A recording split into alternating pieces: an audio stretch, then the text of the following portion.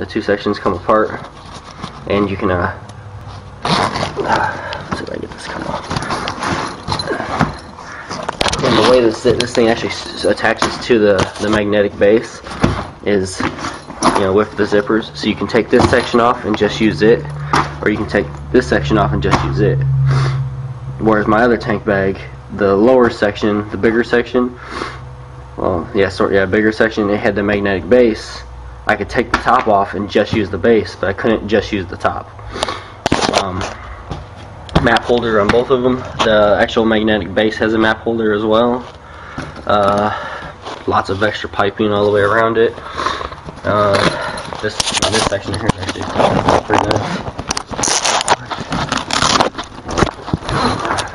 Quite a bit of space in it. Nice little pockets in here. It's got that same kind of hard plastic in these edges right here, so it holds the shape.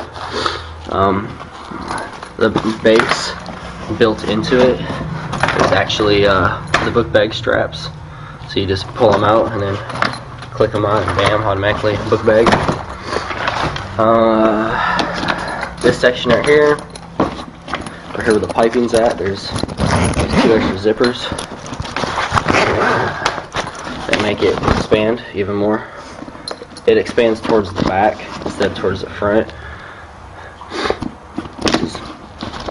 Doesn't really matter. I had it expanded, but I left this section over here kind of empty, so I could fold it down so I could still see my gauges. Just, you know, well, not my gauge, but just my speedometer, and then the radar detector. Let's go over a few more things.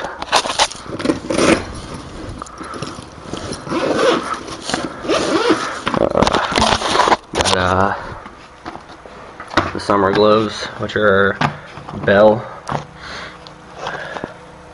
but they're like 15 bucks or something like that at Walmart. Yeah, you know, the pads here. Now, these really aren't pads. They're there, but they're not that great. They have elastic right here, so it stretches. They fit real nice. I like them. They fit like a glove. Then you got these ones, the Cortec Scarab winter gloves. They were great gloves, and I got them. They, you know, held up to like 35 degrees because they got a thin slate lining on them. But I kept riding them in the rain at the same time, and it destroyed the insulation on the inside. These right here are actually pretty nice. You got it's like really stiff, like you can't even bend it. And each of the knuckles have it. You got it right here on the palm, wrist. Yeah, they're decent gloves. They fit okay, but the lining wants to pull out sometimes. Whenever you pull your hands out, the fingers will pull out, like the pinky and then the index finger, and like you have to try and fight your fingers back into it. I don't like that.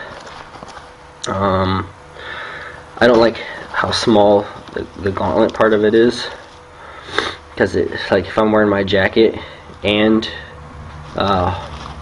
like a hoodie or something underneath it, it makes it real wide, and the gauntlet doesn't want to fit real good on it, so it makes it a pain. My neck warmer actually works real nice. That's that. Again, multiple pockets, key holder. Hey, look, I can even hold pencils. That's that one. Let's see. Oh, jacket. Got my jacket's a Scorpion Stinger, the Exo Stinger. Leather. Got perforated, so it has the vents in it. Flexibility, you know, preformed arms. It's got the pads in it. The pads have holes in them, so it vents through the pads. Adjustable straps. It's got a mesh on the inside, so it breathes real good in the summer. You can attach pants to it as well. It's got I got my zipping liner right now. The liner itself is, I think it's specifically supposed to be like a windbreaker. It's not really insulated, so it doesn't really keep you warm, but it keeps the wind sort of off, except for right here at the zipper. the way that it zips in over here, and then the zipper's like this, and it has this spot, wind comes through. And the tank bag itself actually breathes, so air will just pass through it, right through my jacket.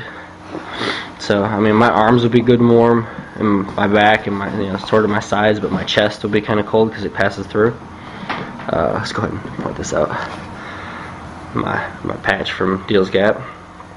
Lauren actually, she spent a night sewing this on with just a tiny ass little needle and thread. She broke one of the needles. She did a real good job. That thing has not moved at all. I love it. Headband to go with the neck warmer. I haven't used it though. Other than the few things that are attached to the bike, like the radar detector, and actually, yeah, hold on, let's go look at that real quick.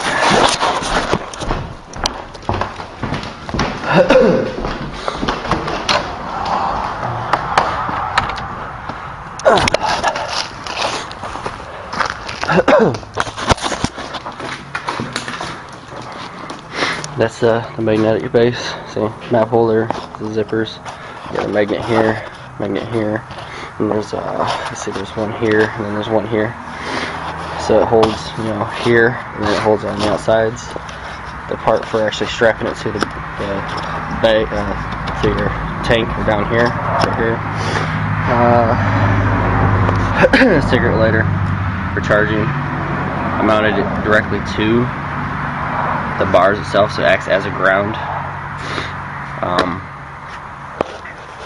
I kind of tied it into the horn circuit, so yeah, the throttle rockers work pretty good. I got one on both sides. This one's just, rest.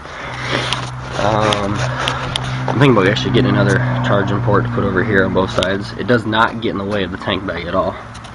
Then you have the radar detector, which I used pretty much the whole time, even on the Trail Hollow Skyway.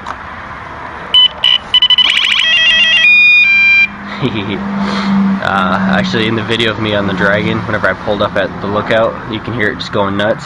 Oh, and when I passed the cop just prior to that, you can just hear it going nuts with that radar. I got new grips. Needed those. I stopped using the foam ones now because I like these a lot better. The foam ones just wear out too fast for me. That's weird. I had that happen. I had to get new screws for the bar ends. Gorilla Pod. I didn't use this at all at Deal's Gap, but it holds pretty good. Right now I've got it attached to this, so it's not, it's got flexibility because of the boot itself moves. The camera just clicks right in.